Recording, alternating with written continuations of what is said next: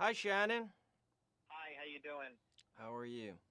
I'm doing good. I'm Shannon Rose of the Rose Hollywood Report and CelebDirtyLaundry.com.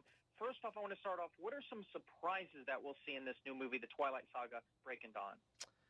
You know, I don't know because at some point I read the books and then I kind of put the books down. I've read these scripts so many times that I don't know what's new and what's surprising in part one that's different than the books because they've all kind of jumbled into one for me. So I know there's some surprises in part two, but I don't want to spoil them for the fans because we follow the book so closely that whenever we have these things that deviate or kind of enhance the book a little bit, they're like little golden nuggets that you don't want to give away.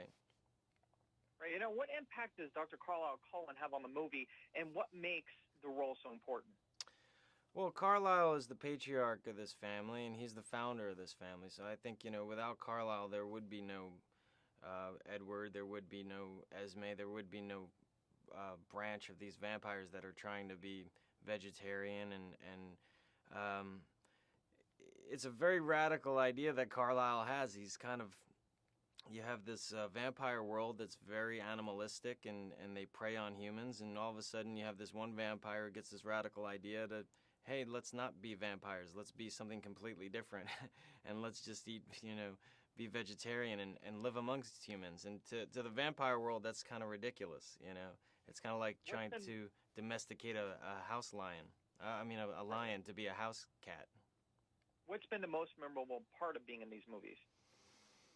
Well, the fan base has been so phenomenal for us. It's like, as an actor, you couldn't possibly imagine having more better fan support than we've had with these movies. I remember going to the Twilight premiere, and there were 4 blocks of screaming fans, and they hadn't even seen the movie yet. And I was like, wow, this is really cool, but if they don't like the movie, it's going to become an angry mob. And thankfully, they liked it, and they've been supporting us ever since. And when you do a series like this and you're on movie 4, you never know if you're going to hit a lull and all of a sudden the fans are going to stop coming or be over it. And they've just continually showed their support. And the last 2 weekends, they've come out and supported the movie. And as actors, that makes us feel good that they're still there.